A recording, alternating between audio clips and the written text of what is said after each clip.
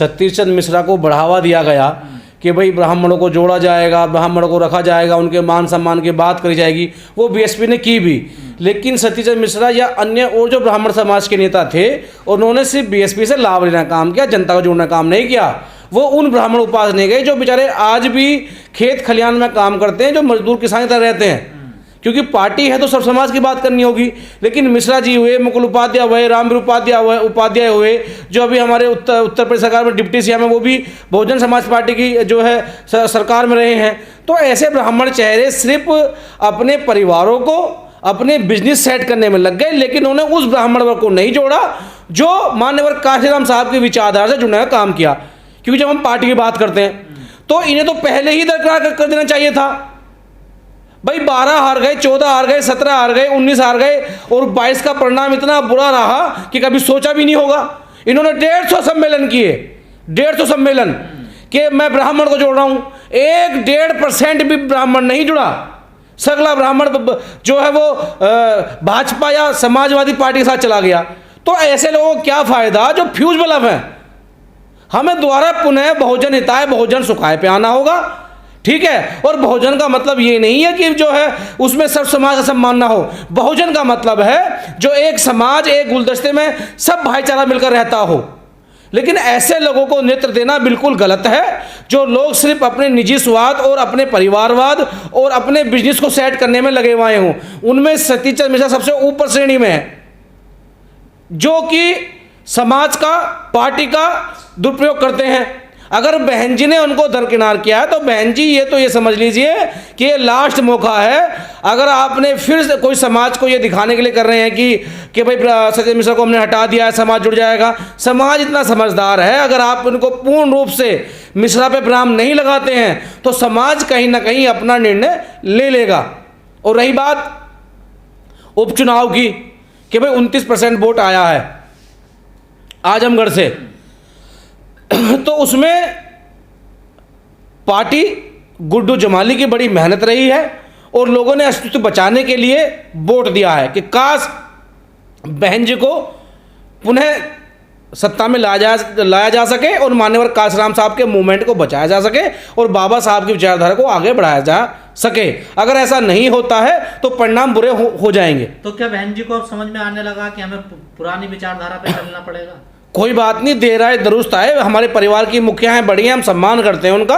अगर वो बहुजन हिताय बहुजन सुखाय पर दोबारा लौट रही हैं तो हम उनका सम्मान करते हैं, हम उनके साथ खड़े और आना ही पड़ेगा, आना चाहिए।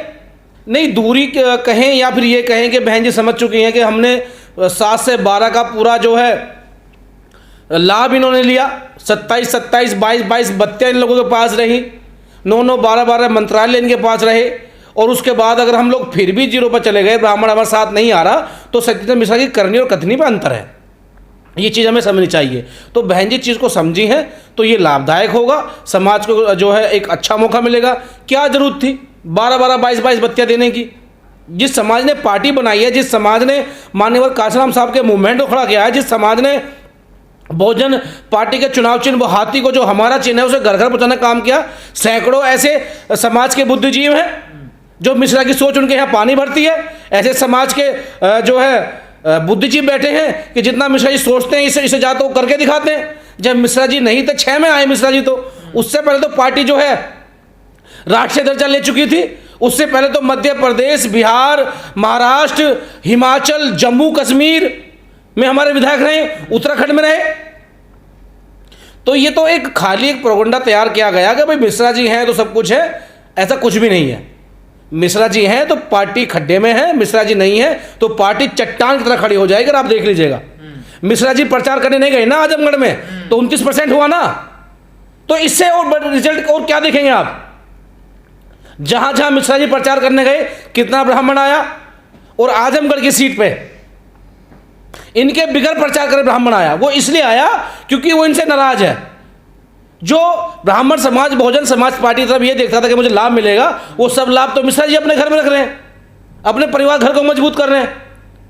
तो आपने ये रिजल्ट आपने देख लिया कि वहाँ पर मिश्रा जी प्रचार करने नहीं गए हैं। तो जो 12-12.5% वोट हमें 22 में मिला था, अभी जो आम चुनाव 2022 के हुए थे, उसके बाद जो अभी उपचुनाव हुआ तो उसमें 29% कैसे आया?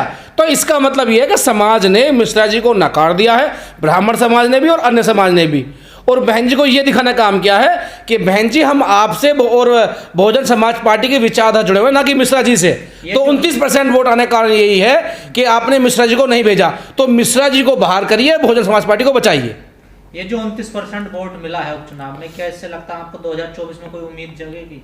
देखिए, मैं बार बार कह रहा हूँ, पार्टी को स्थिति बचाने के लिए समाज खड़ा हुआ है और गुड्डू जमाली की व्यक्तिगत मेहनत है। और अगर हम इस परिस्थिति में आ सकते हैं कि 12 से तुरंत एक बार तिगने से फालतू 29% वोट ला सकते हैं, तो हर व्यक्ति को उसका मान सम्मान दिया जाना चाहिए, पार्टी के कार्यकर्ता को मान सम्मान देना चाहिए।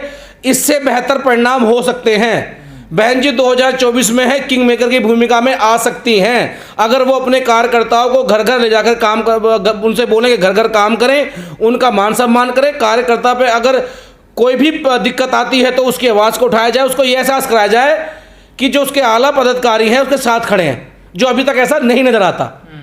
अभी बहन जी ने कहा मीटिंग करके कि 1 करोड़ लोग 3 महीने में जोड़े जाएंगे, तो उसके लिए सदस्यता अभियान चल रहा है।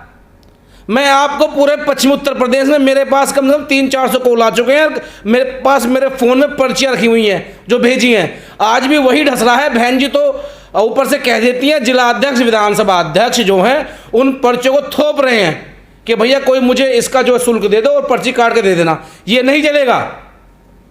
आपको गांव में, मोहल्ले में, गली में, नुक्कड़ पे और बैठना पड़ेगा, सुबह शाम बैठना पड़ेगा, घर घर जाना पड़ेगा, लोगों को समझाना पड़ेगा कि भाई ये सदस्यता सिर्फ ये नहीं है कि आप पार्टी जुड़ रहे हैं, ये सदस्यता आपके बहुजन महापुरुषों की विचारधारा को आगे बढ़ाने की सदस्यता है। जो पार्टी के जो बहन जी से हट करके जो लोग हैं वो उस अभियान को नहीं चला रहे, सिर्फ खाना पूर्ति की जा रही है। जिला अध्यक्ष अपनी कर रहा है, विधानसभा अध्यक्ष अपनी कर रहा है, और बेचारे जो विधानसभा से नीचे के जो छोटे कार्यकर्ता हैं वो बेचारे मेहनत कर रहे हैं, लेकिन उनकी जो मेहनत है उस पर पानी फिरा जा रहा है।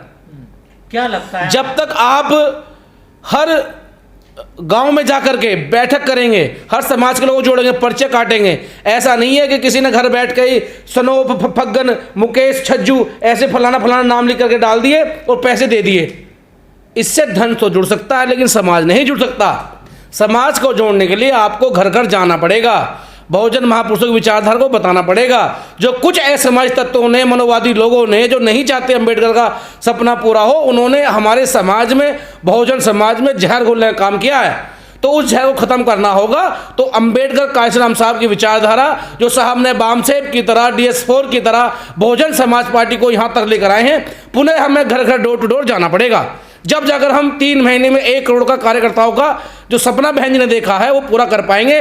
लेकिन वो घर बैठे नहीं होगा कि पर्ची बांट दी, अब तुम अपने घर बैठकर इन्हें भर लो, ऐसा नहीं होगा। पार्टी से नकुल दुबे को निकाला गया, कहा जाता कि नकुल दुबे मिश्रा जी के राइट हैंड थे, तो क्या मिश्रा जी का भी नंबर है क्या? देखिए, जो पार्टी में बहन जी ने निर्णय लिए हैं, और अगर बात राइट या लेफ्ट की है तो ये आप पत्रकार लोग हैं, जान सकते हैं कि कौन कहाँ जाएगा। अभी मुझे निकल दोगे कि सुनने में आई थी वो कांग्रेस में जाने वाले हैं, चले गए, ठीक है ना, कांग्रेस में चले गए। तो हो सकता है कि अब मिश्रा जी को लगने लगा है कि अब जो है यहाँ ढकोसलेबाजी नहीं चलने वाली है, तो क्यों ना मैं भी अपना रास्ता बना लूँ। जैसे नसीमुन सिद्दीकी ने बनाया, जैसे अब नकुल दुबे ने बनाया, तो ये तो इनके राइट हैंड है, ठीक है। तो हो सकता है ये भी कहीं ना कहीं निकल जाए, लेकिन हमें किसी के आने जाने से फर्क नहीं पड़ता। हमें तो हर उस वर्ग का व्यक्ति हमारे साथ खड़ा है, बहुजन समाज पार्टी के साथ खड़ा है, जो मान्यवर काशीराम साहब अम्बेडकर राष्ट्रहित की बात करता है। ऐसे कितने नेता आए, कितने गए, बहुजन समाज पार्टी वहीं खड़ी है। लेकिन बहुजन समाज पार्टी को हर एक कार्यकर्ता का मान सम्मान देना होगा। जिस तरह की खबरें चल रही हैं कि अगर बीजेपी को कोई हरा सकता तो बीएसपी हरा सकती है, क्या देखिए, आप इस बात से सहमत? मैं बिल्कुल सहमत हूँ। हाँ। जैसे आपने देखा होगा, बहुजन समाज पार्टी का मात्र एक कार्यकर्ता ऐसा है कि 4-4, 5-5 बार हार का सामना करने के बावजूद भी धूप में, गर्मी में, बारिश में माननीय काशीराम साहब के झंडे को लेकर के, बाबा साहब के झंडे को लेकर खड़ा रहता है, बात करता है। तो इतना मेहनती, इतना जुझारू, इतना संघर्षशील कार्यकर्ता किसी पार्टी का नहीं है। तो इतनी मजबूती से आगे बढ़ सकता है, बस शर्त यह है कि उसको मान सम्मान मिले, उसको ये लगे कि मैंने मेहनत करी है, तो मुझे मेरी पार्टी के मुखिया ने, मेरे पदाधिकारियों ने मेरा जो है मान सम्मान किया है। तो अब तो इससे मजबूत कार्यकर्ता किसी पार्टी का भी नहीं है। आप देख लीजिएगा, और पार्टियों के प्रचार में भले ही लोगों ने टोपियां लगा रखी थी, लेकिन बात बहन जी कर रहे थे, काशीराम साहब कर रहे थे, बहुजन समाज पार्टी की बात कर रहे थे। तो अगर बहुजन समाज पार्टी का कार्यकर्ता इतना मजबूत है कि आज भी बहन जी को मात्र अभी 100 दिन की सरकार पूरी नहीं हुई है और 12 से 29% मिला दिया, तो ये ऐतिहासिक बात है इस वोटर की, जो बहुजन समाज पार्टी का है, इसके सपोर्टर की।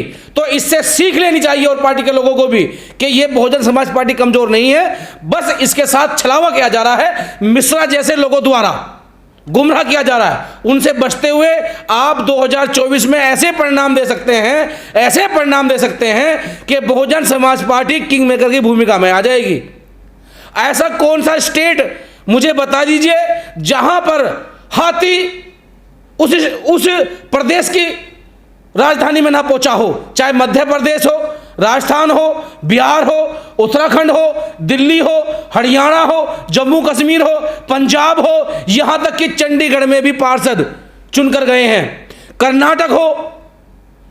तो ये ताकत है, लेकिन इस ताकत को कुछ पार्टी के लोग में जो अंदर बैठे हैं वो डुबोने का काम कर रहे हैं। तो मेरा तो आग्रह है बहन जी से कि बहन जी आप अपनी रणनीति में बदलाव करते हुए, और जो लोग समाज को धोखा देने का काम कर रहे हैं, जो लोग आपके साथ 12 से लेकर के और 22 तक खड़े थे और रिजल्ट क्या है आपने उनको देख लिया, अब उनको जो है बुद्धिजीवी प्रकोष्ठ में डाल करके युवाओं को मौका दिया जाए।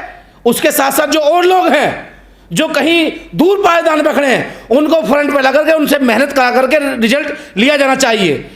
जो उपचुनाव हुआ है आजमगढ़ का, उसने ये साफ दिखा दिया है कि जो अपने आप को स्टार प्रचारक समझते हैं, जो अपने आप को ये समझते हैं कि सिर्फ हेलीकॉप्टर से या 100 गाड़ियों काफिले से ही प्रचार हो सकता है, उसको नकार दिया है। आजमगढ़ के चुनाव में हर एक कार्यकर्ता लगा और मेहनत का रिजल्ट आया। तो अगर आप जिनको आपने 12 से लेकर 22 तक की जिम्मेदारी दी गई और लगातार चुनाव हारते गए, उनको हटा करके और नए युवाओं को जो काम कर रहे हैं या और लोग हैं जो संगठन काम कर रहे हैं, उनको मौका दे करके पार्टी को पुनः एक बार ताकत में ला करके माननीय काशीराम साहब को सपने को पूरा करने का काम किया जा सकता है। एक आखिरी सवाल मेरा आपसे, जब पूरा आजमगढ़ के नतीजे आए तो अखिलेश यादव ने अपनी पूरी कमेटी भंग कर दी, वहां उन्हें बुरी हार का सामना करना पड़ा और दोनों सीट सपा की थी। ये देखिए, मैंने फिर पुनः मैं कह रहा हूं, अखिलेश जी लीडर अच्छे हो सकते हैं लेकिन उनके पास कार्यकर्ता अच्छे नहीं हैं। मैं बार बार कह रहा हूं, गाड़ी में बैठने से, हेलीकॉप्टर बैठने से, एसी के बंगलों में बैठने से नहीं चलती पार्टी। ये तो एक वरदान है बाबा साहब का, काशीराम साहब का, कि बहुजन समाज पार्टी के पास जो कार्यकर्ता है वो बेचारा 8 घंटे कसला चलाता है खेत में, 16 घंटे भट्टे पे ईंट पाता है, रिक्शा चलाता है, ठेली लगाता है, उसके बावजूद भी अंबेडकर मूवमेंट के साथ खड़ा रहता है। तो इसलिए उन्हें बॉडी भंग करनी पड़ी, जिससे कि उनके जो पदाधिकारी हैं वो कहीं ना कहीं फेल हो गए और वो उस मूवमेंट को खड़ा नहीं कर पाए जिस मूवमेंट से समाजवादी पार्टी की नींव धरी हुई थी। रामपुर जैसी सीट हार गए, आजमगढ़ जैसी सीट हार गए, तो हारना तो निश्चित है ना, क्योंकि जब आप काम नहीं करोगे, ये तो एक जो नेशनल मीडिया का प्रोपेगेंडा तैयार हुआ था जिसमें 111 सीट ये ले गए। तो अखिलेश जी अच्छे आदमी हैं, उससे जो है अच्छे नेता हैं, लेकिन कार्यकर्ताओं में उन्हें भी बदलाव करने की जरूरत है।